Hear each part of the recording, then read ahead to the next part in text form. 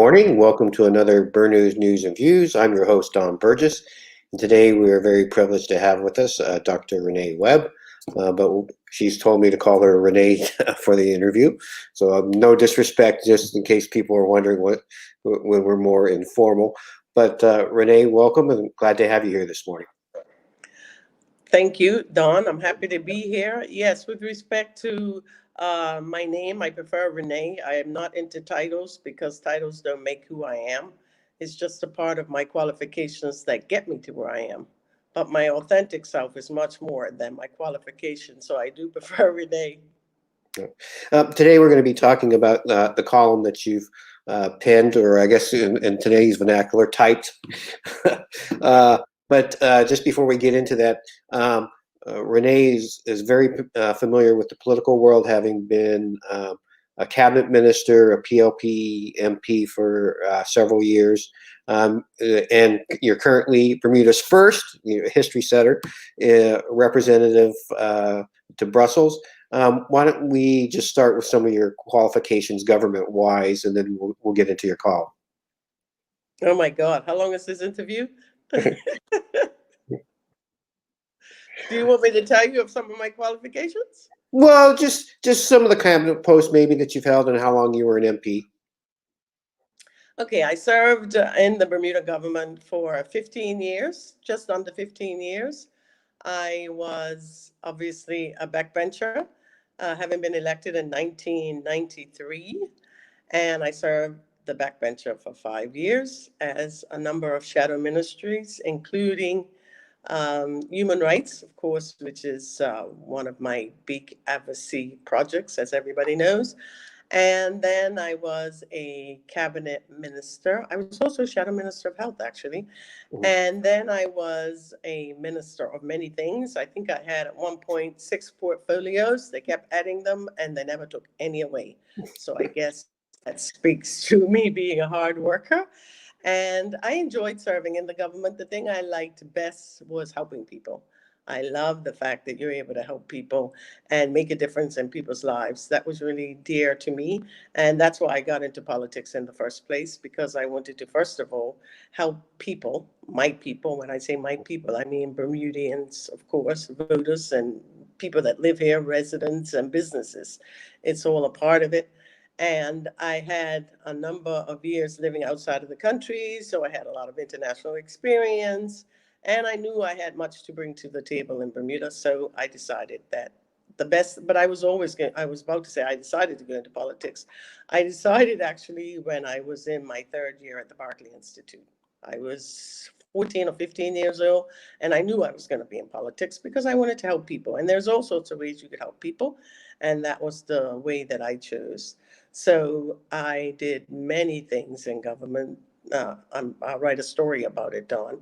This interview would take a very long time if I talk about what the issues were that I stood up for and the areas that I changed policy and helped to change legislation in Bermuda, et cetera. That's a very long list. So I'm a person that likes to serve. I like to be busy. I like to be doing things, and I like to be helping people. That's what gets me up in the morning. Now, you've written a column entitled "Now is not the time for by-elections," and of course, we have one coming up because Trevor Monis has resigned, and you guys both served in Parliament at the same time. Why do you feel like this is not the right time to have by-elections? Well, I think number one, firstly, we're in a pandemic situation here that we're going through with COVID-19. There's much that needs to be done in Bermuda at this time to get us back on target in terms of growing our economy, getting our people back to work, et cetera. And I think that by elections will be a distraction, particularly because there could potentially be between 2 to 5, is what I've heard. And we only have 22 more months for the general election. And rather than going through all of these by-elections, I just think it's to call it a general election, because you have to understand that we will still have the COVID-19 strategy in place, and all of the things still need to do in terms of wearing masks in the polling station, social distancing. We'll need extra security, how that will work, etc., with the mask going into a polling. So these are things that can be worked out, obviously, but I don't think you should be going to it 3 and 4 times, possibly 5 times. It's costly, number one, and for a general, get it over with. I mean, we're going into our 4th year right now. We're in the 4th year, and obviously the premier has a span up to 5 years and 3 months to the election. And I think anytime in the near future could be a better option than keep going through these by-elections, which are not only distracting, but they're also disruptive. Okay. And in your column, you point out that the leader of the opposition, Craig Cannoneer, said that there were going to be more resignations on the way. So this is part of why you've written this. I can't really hear you. Your sound's not working correctly. Well, okay. I said that. You want to try to adjust your mic? Well, I don't think mine's up. There we go. Is Hear that me better? clearly? Can you Yeah, I can hear you me clearly. Yes. Okay. You mentioned that the leader of the opposition, Craig Cannoneer, said that there were going to be more resignations to come at a press conference last week, and this is partly why you've written this column.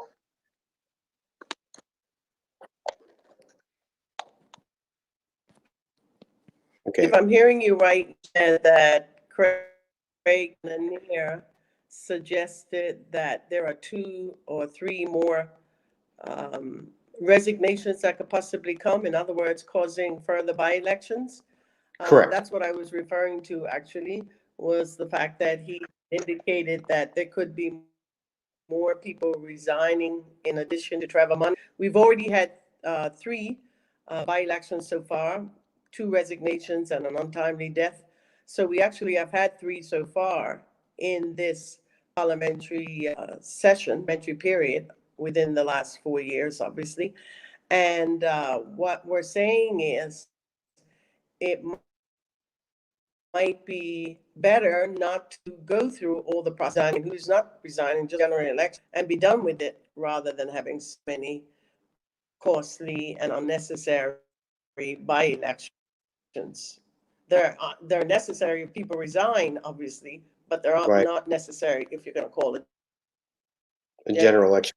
election. Now you did I suggested that the premier call it general election. now because the premier has been very I wouldn't use the word coy. He hasn't. I think we may have lost Renee there. There we go. The premier has not been asked several times with regard to whether or not an election is going to be called before the end of the year, because there's much speculation on that. It would be, in particular with regard, because he's riding high in the polls. And now is probably going to be a better time than next year, when maybe the economy won't be as good.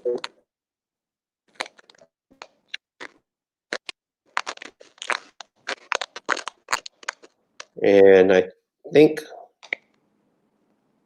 we may have I lost. can't hear anything. You're completely.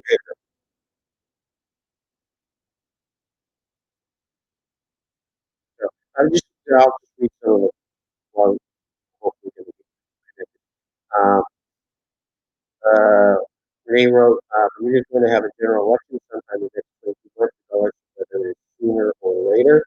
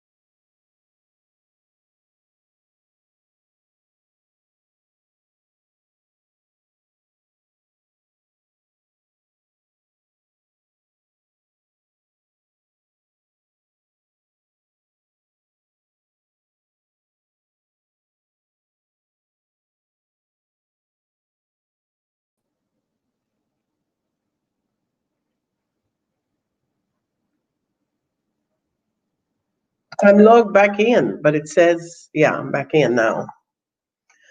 Okay, let's see, Dawn, how are we doing? Can you hear me? I still can't hear you though. Oh, my mic was Well, there muted. you go. That's why I couldn't hear you. I was wondering what was happening. Okay, so are we live? Are we live? Okay, yes, we are. Okay. Sorry about the technical glitches. These things happen from time to time, and the thing is not to get overly stressed by them and Yep. just move on. So, before we had our connection issues, we were talking about the reason. Part of the reason why you wrote this column was because the opposition leader, Craig Cannonier, stated that and announcing Vic Ball at that press conference that there'd be 2 or 3 more resignations coming. Yes. In fact, that was the impetus because I was indicating before we got cut off that by-elections can be disruptive, but also a distraction when it comes to having to go to a polling station so often, leading up to the next 22 months. If we continue to have people resigning or leaving, that causes a by-election.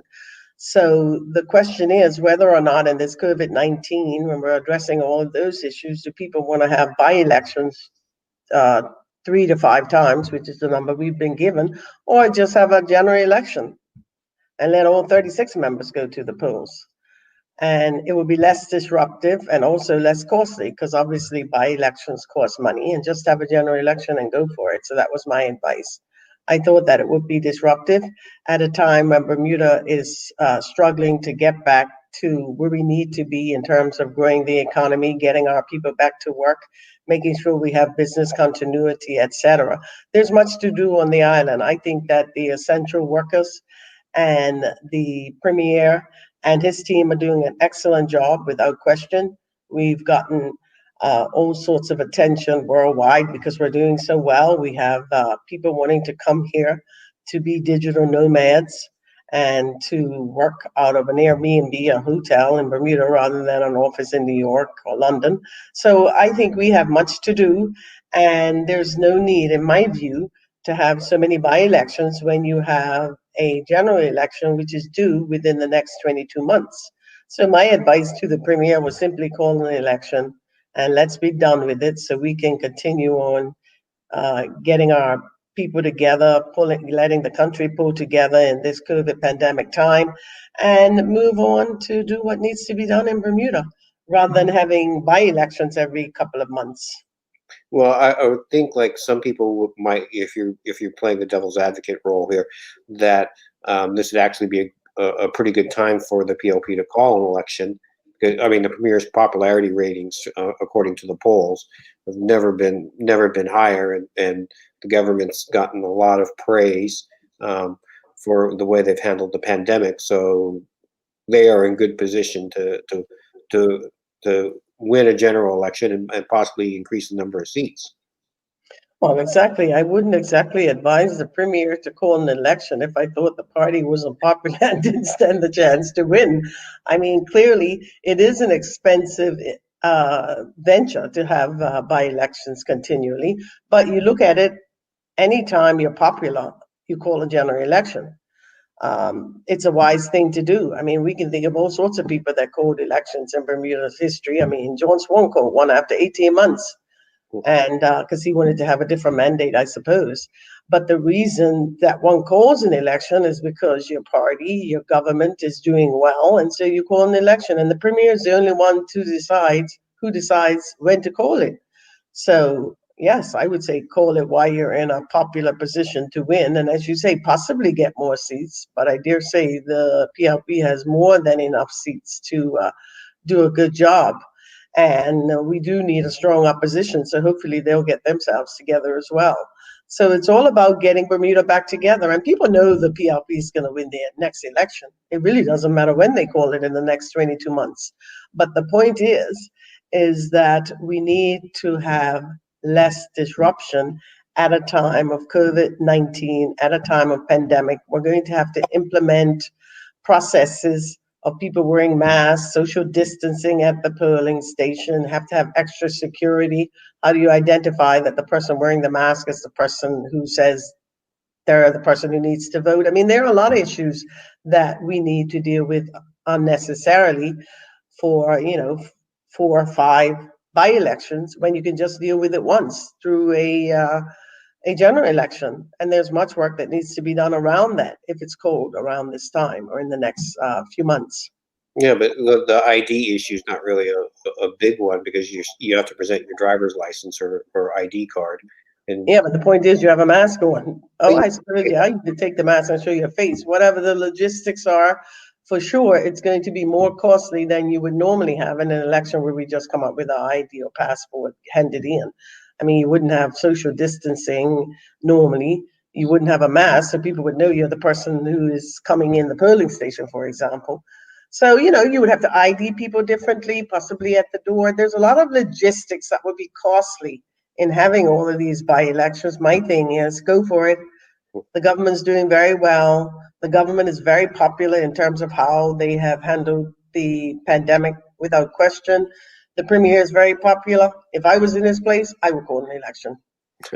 how much does a regular by-election cost? Do you know? A regular by-election, the estimate is $30,000. Now, if you take that to 4, do that math, or 5, you're getting up there, close to $200,000. And When that's you could, when you could just call a general election. not counting the extra precautions that would. No. That's not the extra precautions on in there when it comes to, extra security, mass people. I mean, it's just, it'll be hectic with all the stuff Bermuda's already dealing with, especially if you have them so often. What's the point? I mean, if it was one by election, okay, but the leader of the opposition is indicating that there could be 2 to 5 people going, some on his side. He even said possibly both benches, which would mean our back bench. I don't know if that's the case. But in any case, it just made sense to me in this time when we're looking at having to address Bermuda in this pandemic time and growing our economy. I mean, that's a very real thing. We have very real issues that we have to deal with in this country moving forward in terms of how do we get people back to work? How do we get people coming in, filling up the hotel and Airbnbs? These are very serious issues that we have to look at in Bermuda as a country. We need all hands on board to make sure that we get people doing what we need to do. And it just makes sense to me. Bermuda elections, as you know, Dawn, can be very divisive, unnecessarily so in a small place like Bermuda. Invariably, race comes into the scenario, which is really, really amazing to me in this day and age, but it does happen. And so, just who wants to deal with that, 3 and 4 of them in the next couple of months when we have very real issues that we need to address as a country? Well, I do know that sometime in the last week, one of the PLP MPs, it might have been the premier. I've gotten older, my memory's not as sharp.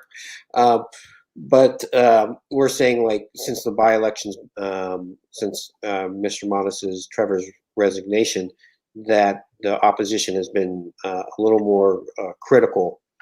And before, things have been pretty copacetic between the OBA and the PLP, trying to all go in the same direction with the pandemic. Well, yes, exactly. I mean, I think the opposition and the government have worked very well during the pandemic, trying to get things back to where they need to be and moving forward. So yes, Trevor, I suppose, resigning, and he made a lot of uh, accusations about what needs to be done and what is being done and what's not being done. I just found it interesting that when he was in the UBP, he never made those same accusations about corruption, about this, and it was existing. So it's not like if it was existing, it's nothing new in Bermuda. And while it's very great to criticize the government, the current government and members, and accuse us of all sorts of things, hey, if you weren't doing it before, why all of a sudden it's an issue? And even that is divisive. I'm resigning. I did a great job. Thank the country. And I'm off into whatever else I gotta do. We don't need to be disruptive at this time. It doesn't help anything. It really doesn't.